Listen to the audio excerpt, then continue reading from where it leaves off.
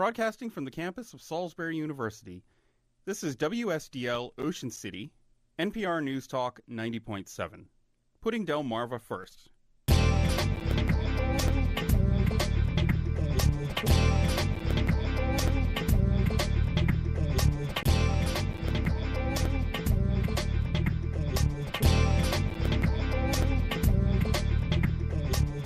You could be seeing some oil drilling rigs off the coast of Virginia's eastern shore. Welcome to Delmarva Today. This is Don Rush.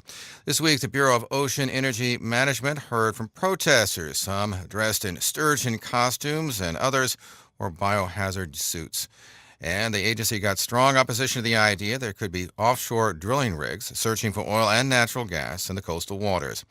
This week's meeting is part of the agency's effort to get public input on the environmental impact of the 2017-2022 proposed plan for offshore exploration.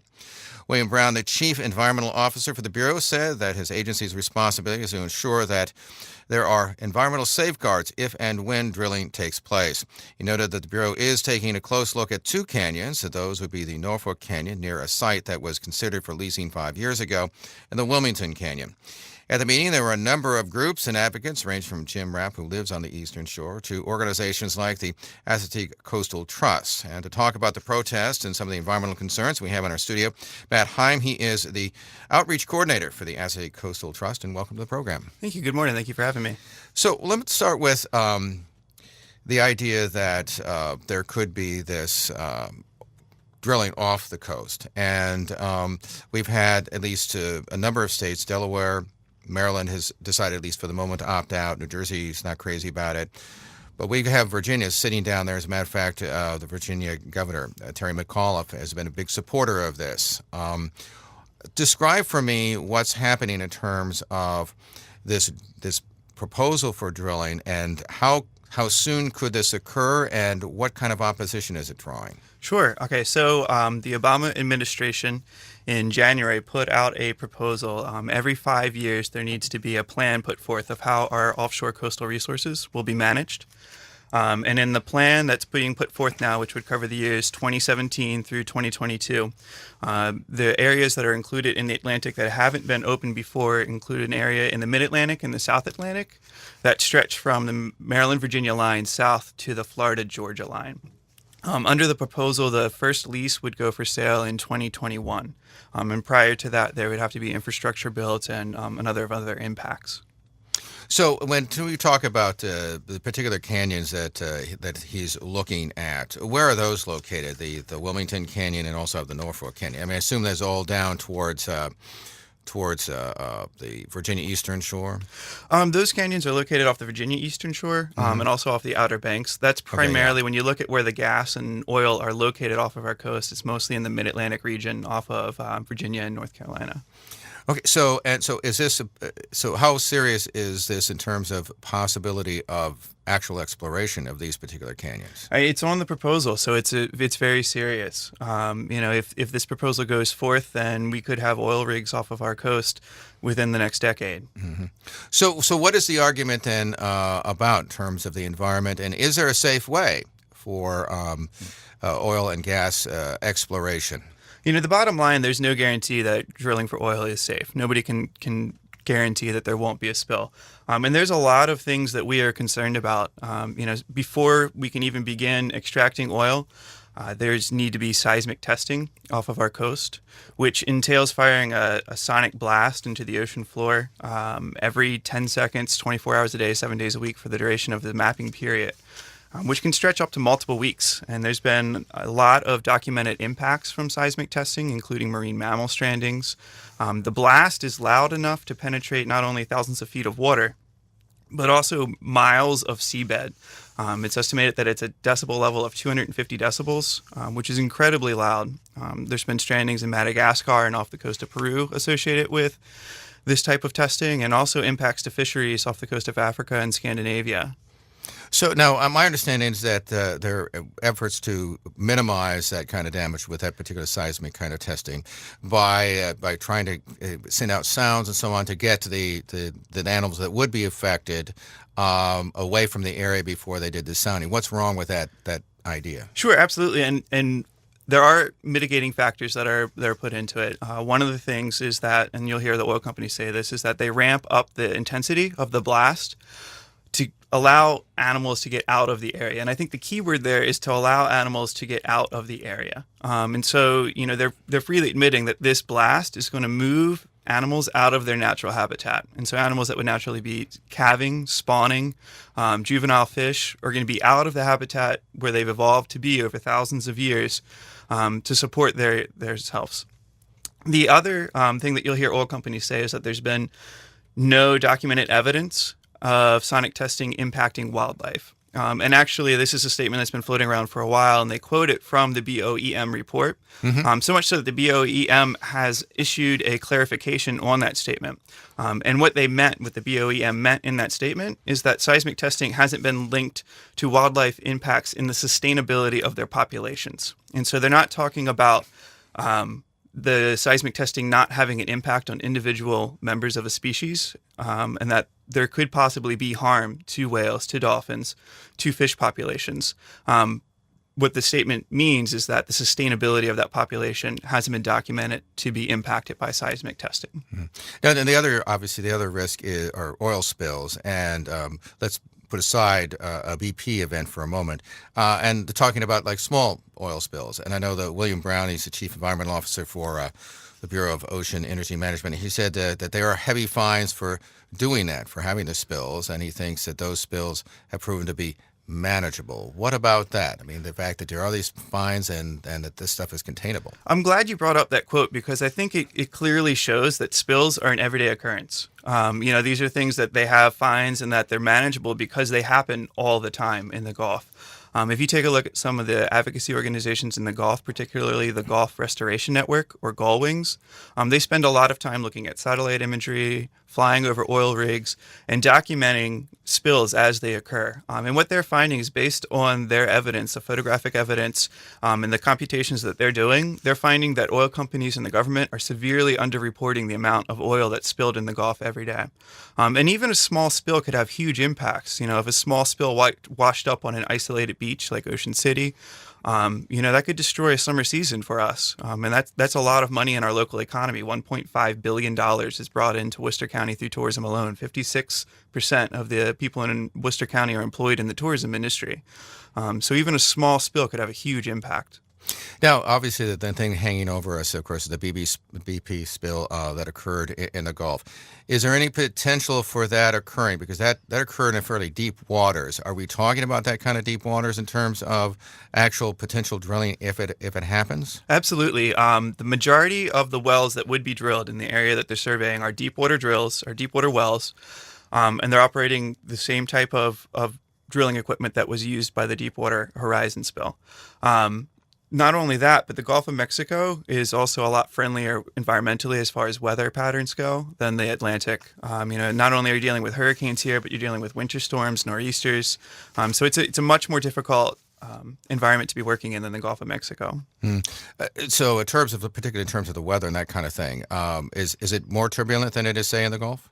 I would say so, for sure. I mean, we're dealing with winter storms, hurricanes, currents that the way the currents are in the Atlantic would pull water from the areas that they would be drilling towards our coast and to the north into areas that are outside of the current leasing area.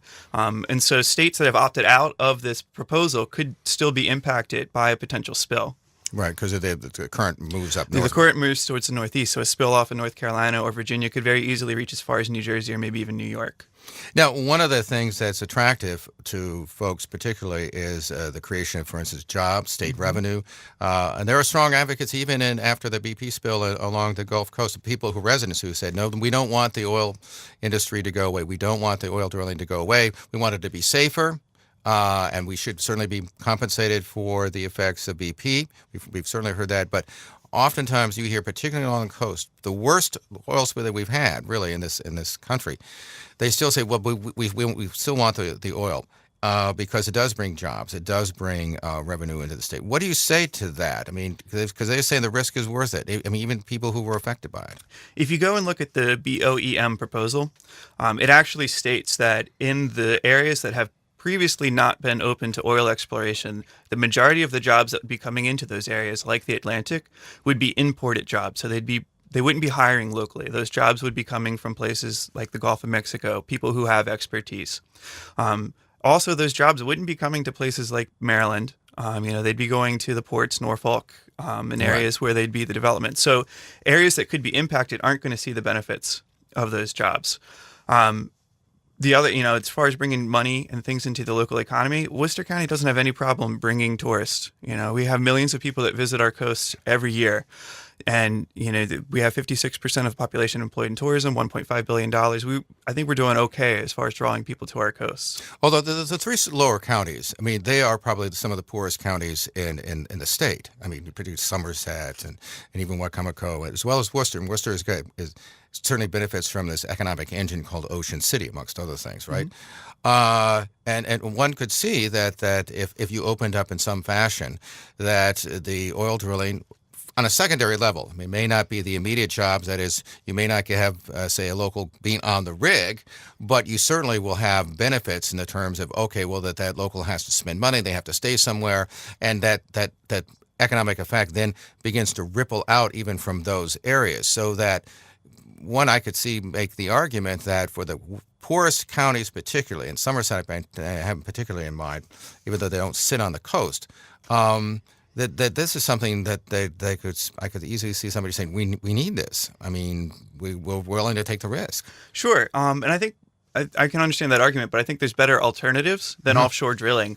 There's been a recent report put out by Oceana who took a look at offshore wind. And there was also an article in the USA Today recently that suggested wind could provide up to 30% of our energy power by 2030. There's proposals out there to put offshore wind in the Atlantic, which could produce up to 52 gigawatts of electricity, which is a substantial amount of power more than the state of Maryland. So wind power in this study was found to provide more jobs than offshore drilling. And I think if you look at the future of energy, if you're really talking about energy independence, offshore wind is a way better way to go. Nobody ever suffered from a wind spill. It's not going to run out. If you look at the oil amounts and the proposed estimates that are off the coast, we're only talking about 4.72 billion barrels of oil in the entire Atlantic. That's including areas outside of the proposed drilling area. If you take that figure and look at our yearly consumption, you're looking at about an 8 to maybe 14-month supply if they find a little bit more than what they're expecting. Now, obviously, Governor Martin O'Malley said, no, we don't want to do this. But we have a new Republican governor, Governor Larry Hogan, and I don't think he's really spoken directly to this issue. And if he gets to speak, I guess it would be a second term, not necessarily his first term. Do you get a sense that decision not to allow the drilling could be changed if, say, for instance, the governor decides that he disagrees with the former governor and says, I think this is a good idea, and does perhaps even get a second term? What kind of potential is there for a change in Maryland's attitude, do you think? And I guess coupled in with that is what kind of feeling is there on the Eastern Shore in terms of state legislators? Sure. People have been surprisingly quiet on this issue. Hogan hasn't committed one way or the other. I'd say the potential is definitely there in the next iteration, in the next 5-year plan, that Maryland could be included. That potential is definitely there. I would hope that it's not included. As far as the local political leaders, they've been surprisingly quiet on this topic. Mm-hmm. So, because I know, for instance, in New Jersey, I was reading a number of these, Representative Frank Pallone, who talked about oil drilling in the Atlantic would put New Jersey ashore communities and the state at significant risk. Both senators, Cory Booker and Bob Menendez, both critical of oil drilling, but we're not. You're saying from the Maryland side, in terms of legislatively, or even congressional folks, are they? We haven't really heard much. And what about, Mikulski, the senator, sure, yeah. She's leaving? What's at the national level? Both of our senators have come out as opposed to offshore drilling, and they have made statements. So we have heard some voices from the national level. As far as locally, though, in the county and the local level and the state level, we haven't heard a whole lot. So what makes Maryland different from Virginia? Virginia, particularly, the governor came out, and I understand early on there was some some question is whether he supported it and didn't support it, particularly when it was running. But he obviously finally came down on the side of, yes, we need this kind of exploration. Why is Virginia different politically as opposed to, say, some place like, say, Maryland or even Delaware? Sure. Governor O'Malley played a big role in opposing offshore drilling. And so it was really his administration that made sure that Maryland was kept off of the proposed drilling area. And I can't speak too much for the Delaware politics, sure, but it was the legislators and the governors in Delaware that kept Delaware out of the proposal as well. Right. So, I mean, at this point, is it just simply the different compositions, or is it just simply the different leadership in terms of the governors, McAuliffe versus, say, somebody like O'Malley? I think it was a difference in leaderships and vision for the future of Maryland and the future of Virginia. Mm-hmm. So now we have a situation where we're seeing like a number of protests. I mean, we've seen a number of cities. I think I was looking at, I think it was one of the Carolinas, mm-hmm, where there were like 5 or 6 cities which passed resolutions saying, we don't want this. We'll see how much of an impact any of that has. Obviously, North Carolina is moving ahead with it. So there seems to be at least some sense that they can pass all the resolutions they want, but the state could still go ahead and do this. What is the situation in terms of the opposition to this, particularly on the local level? And you say that here we're not really saying anything. Obviously, we don't have to say anything at this point, at least in Maryland. Well, I think it's important to say things, especially in our coastal areas, even in Maryland. If you take a look at the opposition, I think there's been about 38 local jurisdictions that have passed resolutions opposing either offshore drilling and/or seismic testing in states along the coast from Florida up north to Maine. So there's a lot of local opposition, and what's occurring down in South Carolina and North Carolina is really interesting in that it's really showing the disconnect between coastal communities and what's going on in the state capitals. In North Carolina, when BOEM had their meeting down there, I believe they had like 400 individuals show up. And that meeting was in Wilmington, off of the coast, but the coastal communities rallied, hopped on buses, and attended that meeting down in Wilmington, and so much so that the Outer Banks is having their own meeting now. I believe it's happening next week. It'll be interested to see what the turnout is there. And as what's been we know what the state of Virginia has decided, and the governor is. Do you have any sense about what's happening in terms of the Virginia Eastern Shore itself? I mean, is there much opposition? What's the discussion down there? Sure. The waterkeeper down in the Eastern Shore has been a vocal opponent of offshore drilling. He's meeting mixed opposition. Those are for it and those that are against it. I think the real issue is that there's not a whole lot of information out there on what the impacts could be. And I think it's important to get the information out there about what the process entails, the potential impacts, what it actually means in terms of jobs, what it means for our economy locally here with tourism and aquaculture, and to help make an educated decision. So, I mean, at this point, there's a lot of talk about energy independence, the fact that we are producing a lot of oil, although both oil and natural gas, but it comes from things like fracking, hydraulic fracturing, which has its own environmental issues. So on the one hand, one can say we want to be energy independent, and so we don't need this. On the other hand, the way we are becoming these oil independent is through this very risky, in some people's opinion, fracking that goes on. I mean, it sounds like the country is benefiting from one piece of technology which has questionable environmental issues, and then rejecting another one, or at least in Maryland, was saying, no, this is too. We don't need it because we have too much oil. I mean, what are the alternatives here? I think wind energy is a great alternative. Solar energy is improving every day. We're not going to make the argument that we can cut oil immediately today. But if we are going to get off of an oil economy, to get off of that foundation, we've got to start making the plans and start making the decisions to lay a new foundation now. And that doesn't include opening new areas to oil exploration. I'm glad you brought up fracking because there is a connection between fracking and offshore. A lot of people don't realize, and we've just recently learned this, that fracking is occurring in the Gulf of Mexico offshore.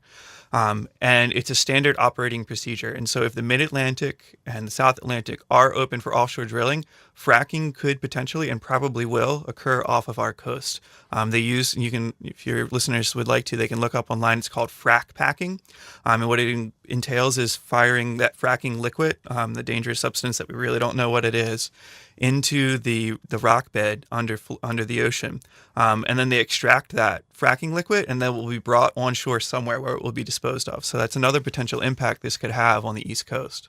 Because I know here in the state of Maryland, they're talking about fracking on the western end of Maryland, and that seems to be up for grabs. There's been some opposition, but there's obviously a lot of the oil interests are interested in it. So it sounds like what you're getting is kind of you could actually, I suppose, get fracking both on the western on the western part of Maryland and then also offshore as well. Correct. So, what do you see as the future? I mean, both North and South Carolina have said we're okay with this. Virginia said we're okay with this. How likely is it, given particularly that constellation, that we are going to see some kind of offshore oil drilling? I mean, it sounds like these states are fairly determined to do this. Well, the decision isn't up to the states. Their input definitely has some bearing. The decision ultimately comes down to the head of the Department of Interior. And so right now, the way this proposal works is there's an open comment period on it right now that ends March 30th. And I would strongly encourage all of your listeners to go on to BOEM's website. It's the Bureau of Ocean Energy Management, and leave a comment. We have links on our website, which is act4bays.org. It's actforbays.org. We also have some helpful tips on how to craft your comment, so you can have some assistance with that. After that 30-day comment period ends, they'll take all of the comments and they can remove some areas of the proposal based on those comments, which probably will occur. I wouldn't be surprised if the area off the Atlantic coast isn't shrunk. And then that final proposal will have a comment period before it goes on to a final decision being made. What kind of response? I mean, the White House decided this was a good thing to do. I mean, this is from a president who is traditionally seen as somewhat, at least certainly friendly to environmental concerns. It certainly put off the decision about the Keystone Pipeline, which has been going on forever. What kind of sense do you get from this administration? Because if it comes from the White House, we really want to look at this and open this up. It sounds like, at least no matter who's in the White House, there's going to be a lot of pressure to go ahead and open these up.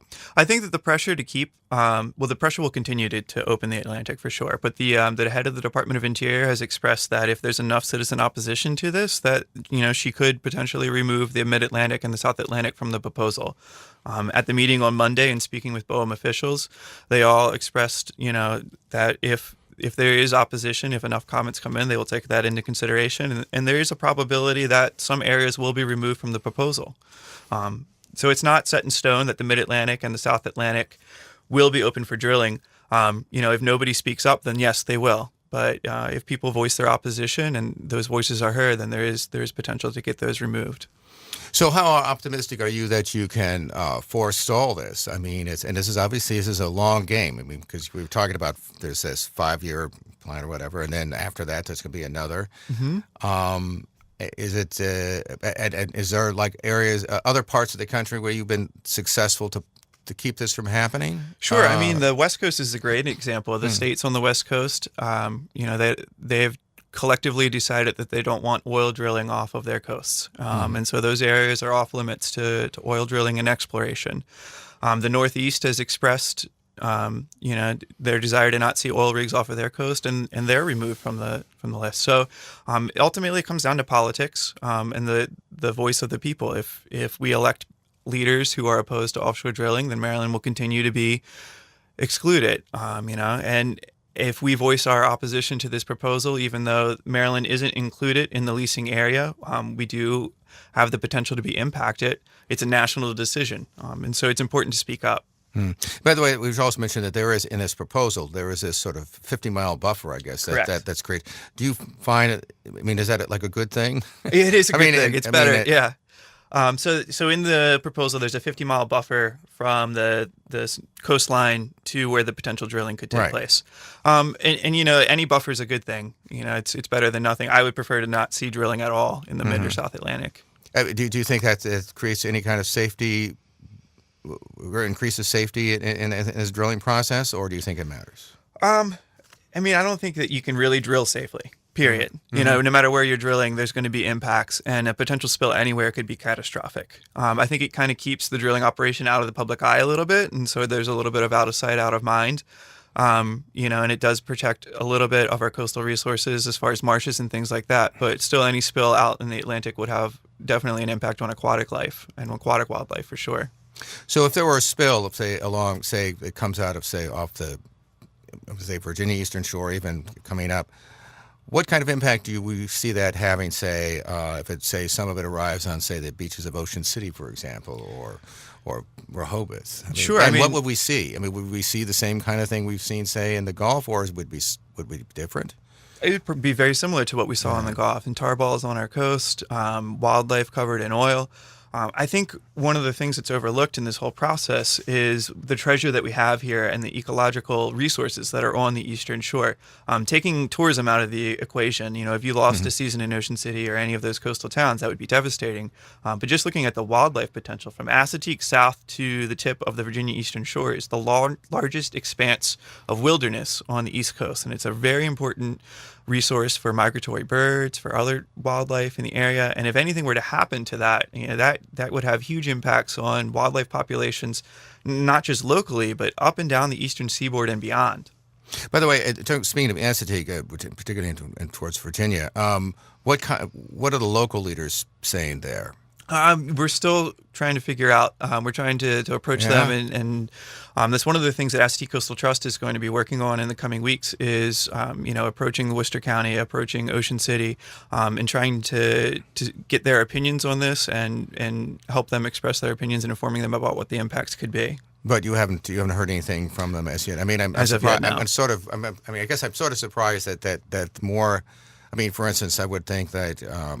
Assateague and that area down towards particularly where NASA is and so on, that there would be some kind of already opposition. Wallops Island has expressed concern just because of when they launch a rocket, they have a large area that they can't have ships and things like that, and so they've expressed concern, and their concerns are included in the proposal. As far as local leaders go, we haven't heard much from local leaders. What kind of risks are there to Wallops Island? Because a lot of people are looking at that and saying, "Gee, this is an economic engine."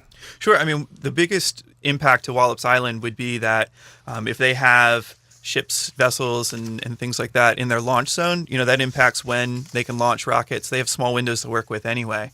And so that could have a big impact on them. And that's something that is being taken into consideration by the Bureau of Ocean Energy Management in their final decision. In a way to keep it from, I think that Wallops is a big asset. I think you can't drill in their launch area would be probably the mitigating factor that would come down. And at this phase of the game, the way the proposal works is it gets narrower and narrower as we go on. So at this point, it's a very wide proposal.